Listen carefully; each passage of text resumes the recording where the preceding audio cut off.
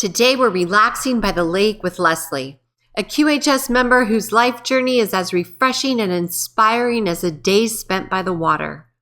But what currents guided her to where she is today? Let's take a peaceful stroll through her story and see what's been happening behind the scenes. Hello, I'm Lesley. I'm in the United Kingdom. I'm in England, although I was born in Scotland quite a few years ago, in 1953. Both my parents are Scots, and I was there with them, till I was 9, and then we moved to England. My dad had lost his job because he had to care for us and look after everything when my mum was ill in hospital, periodically. And it was mental health. She was sometimes an inpatient, dealing with the after effects really of her early childhood experiences, which were very challenging, I'm sure, for her. It was family incest, and she had a child at 15, and it started 10 years previously. So that wasn't a good start for her, but after that it was very messy with my brother, who was also my uncle. Very challenging. But then subsequently she met my dad. My brother wasn't with us, he stayed with my grandparents, and I just thought he was my uncle for a long time. But my mum had my older sister, and then me, and then another sister and a brother. But because of those times when she was unwell, us kids spent times in children's home, which in those days, if it's any different now, were very nice places. So that had its effect. And the first day we went, first time, my older sister and I came out in spots, and it was German measles. It turned out to be, but we were sent off to an isolation hospital. We weren't even in the same room, we were separated. So I think that's what had a profound effect on me, and has come up in my relationships, about abandonment and subsequently accepting really unacceptable behaviour. In my first marriage, was at 25, but I'd had a previous relationship and my first son in that first relationship. And then I got married and we had 3 more sons. But my husband, he wasn't a bad man, but he was alcoholic, and that always came first. He wasn't aggressive or violent ever, just drunk. And we lost homes, and it was challenging. One of my sons, when he was born, he screamed practically every waking moment for 7 weeks. It was an emergency delivery, and I don't know exactly what was behind that at the time. It could have been several things, but it could also have been that there was a miasm running through our family from the TB infections that our ancestors along the line would have had. There weren't any treatments for TB in those days, and then subsequent generations are born with a taint of it, and I've come to learn fairly recently that it's people who have that particular miasm. If we do, and it certainly played through both my sides of my family. My mum had gut disease for many, many years. She had a miserable life because of that. And my dad also, he had gut problems, but he was very private and didn't sort of share too much detail. So subsequently I had the miasm. My children likely too, and Luke, when he had his MMR vaccine at 1 year old, it really damaged his gut. he went from being, once the early colic had been settled with medication, he went from being a bit sluggish in his digestion, and the very night of the vaccine it just started flowing out of him, and it went on for many months. And he didn't make any attempts to speak. He walked very late. He was 3 before he said anything at all. And then when it came later on to go to school, he couldn't learn. He couldn't read. When he was 10, he still couldn't read. So then I started demanding proper assessments and education provision to suit his needs, which just hasn't been there. And it did happen. When he was 12, he was finally diagnosed as being on the autistic spectrum. And now I can see how that ran through the family anyway. I have some cognition issues, always have had. Didn't do anything much with academic subjects. Opted out of school really, left at 15, no qualifications, and didn't really achieve anything in the way of anything on paper until much later when I went into alternative therapies. Yeah, had lots of menial jobs when I was younger. For that reason, got very bored very quickly and moved on to another one and another one. And it was after my son's diagnosis that I started looking for alternative therapies and treatments that may help him. And I found 2 that were really, really good, turned him around. One was to do primitive reflexes that hadn't developed properly for various reasons, and the other was Vega testing, which identifies the underlying causes, whether it's toxicity or viruses, bacteria, etc. And he had a lot, and was given the specific frequency remedies, isopathic NSAID remedies for clearing those, and that made a huge difference. And subsequently, once he was clear, he had regeneration remedies. These are all come out of Germany, the particular ones that he had, and then I subsequently used for my clients, or use still, which was great. We got him back. He started to learn, and we got him back emotionally. That was fantastic. And today he lives independently. He learned to drive. He doesn't work much, but in the last year or so he started doing some work with his brother, and he's qualified in the last year to be a cycle mechanic, and he's just launching into that, which is good. I have 4 sons. My eldest son on that spectrum too, different father from the others, but his dad was definitely on there now. I recognise, looking back, he couldn't do the relationship, but he wanted it really. But so anyway, we separated when Stuart was 3, and then I met my husband the following year. So we were together for 33 years.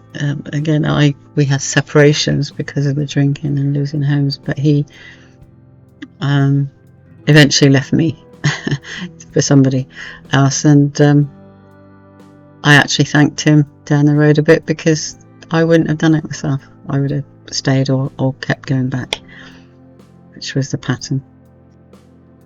So that was good. I had a few years on my own. Remarried, a very disastrous short marriage, as it turned out.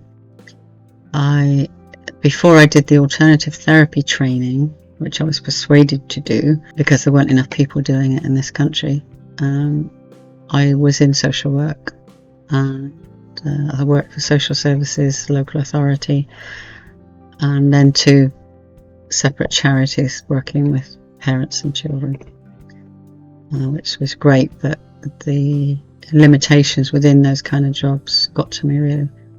people weren't getting the help they really needed. So it was good to move into a different field, where you are actually, people come to you because they really want help. Mostly, some people have their emotional blocks to healing. It's not a conscious thing, but they're subconscious. And I found good ways around that by using a specific range of flower essences, which can really get to the nitty gritty and really solve old traumas on the heart level. And amazing special care kit within that, which is designed to help children with special needs. But it was soon decided that as we all have a damaged child within us, everybody should have it. So everybody who comes to see me gets those remedies included. Yeah, and that takes me up to where I am today. I'm still doing that. I only work very part-time now. I have my own challenges, long-term, apart from the autism thing, the cognitive abilities, gut problems probably from very young. I started getting really bad migraines when I was 7, and definitely gut related because they wouldn't go unless I was sick, and if I could make myself sick it would go, and sometimes I couldn't. It would just go on and on and on. And they went miraculously after I had my first son. So there must have been a endocrine connection, hormones too. And I occasionally get a bad headache, but nothing like I used to, which is good. But I had, lasting effects. And then my eldest son was bitten by a tick probably 10 years ago and developed really bad Lyme disease, because I was looking for what was wrong, and I knew nothing about Lyme disease. I had a tester for it in my kit, but it was the wrong strain. There are many strains. I subsequently got a kit and there's 20 different Borrelia strains in my kit and other co-infections that the ticks carry. So he suffered some horrible effects in his nervous system. His vision's affected.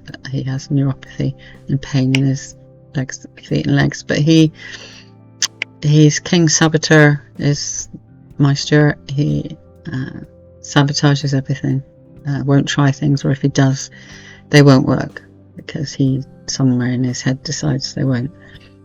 And I think that can be part of the spectrum. It's like I think you have a different term for it in America, but it's psychological demand avoidance. And he fits that one very well. He lives with me currently because he doesn't manage on his own very well these days. We're always looking for, I am always looking for options. So I have donated for a home healing system. So when that arrives, and I know it will be coming, I really hope that he'll benefit from that, let alone what else might be coming in the future. So yeah, I haven't got my V9 yet, but I'm patiently waiting, and I've seen some of the feedback, on some of the calls I've been on and some of the group, the Telegram, and there are a lot of people a lot worse off than I am in my position now.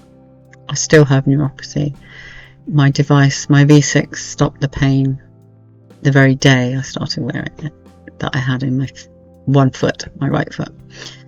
So that's been amazing. But over the last probably a year, and I hadn't really noticed too much until it got really, really bad a month or 6 weeks ago maybe. I would just eat something and it could be anything. My brain would just be gone, switch off. It felt like I was stuck in goo, no motivation, can't achieve anything. And I've got it much better by using digestive enzymes and specific yogurt that you make with specific probiotics, and they're brewed for a very long time. So you've actually got trillions and trillions of bacteria at the end of the time, and that's made a huge difference. And I've watched what I've been eating very carefully. But just 3 days ago, I ate something I've eaten many times in my life, and for 2 days I was out of it. I'm fine today, so it's a work in progress. Now, it's possible that the V6 has been doing healing to my gut, which has somehow made it more sensitive. I don't know. Anyway, I'm managing it for now, and I'm just so happy to be part of this. I was introduced in April last year, 2023, through Loved One Society, and Ron told us to watch the video with Cynthia, and it just drew me in like a magnet. It's all about frequencies, and everything I've done for the last 26 years now is frequency based. The Vega testing, fluorescences, I do radionics. I've developed my own way of doing that over the years, combining with my other things. I do a lot of remote treatments because I can tune in and dowse and connect with someone, even if it's a photograph. So I've been doing that for a long time, but now I have the biofeedback device, which you can do remotely, which is great. Yeah, so that's me, and I am just, say it again, I am so grateful to be here, to be part of this, to be part of the study. I haven't been able to be as active and participate as much as I wanted to, because early on I was on every call I could get on, but then this thing started, and I wouldn't know what time of day it was. I would get the calculations wrong for the time difference. I couldn't remember how to use things on the computer I've used for years, so it's been a little challenging. Now the calls have stopped, but I miss them when I could get on. But back in on the study calls now. A few glitches and doing the things I should have done, and I haven't done as many diaries. But I'm back now, and I'll make sure that's done. Because I so want to be part of this, and I was gung-ho to volunteer to do anything in the beginning. But I had a bit of a blip. But nevertheless, my biggest challenges in my life have been my biggest gifts, and this is just the latest one. But there's learning in everything, and I'm a warrior and a survivor. So and I've had amazing miracles happen in my life. Sometimes when I just get out of the way, find it works best, put your order in, get out of the way. But we forget to do it until we do. So thank you Cynthia, thank you Dr. A, thank you to all the admin team, and Tracy and Wade and all the production staff. I am just so grateful, and I'll wait as long as I have to, because I know it's coming. Thank you. Join us on the Prequel, where every story matters and every voice is heard. Because here at QHS, we're all about healing, learning, and growing together.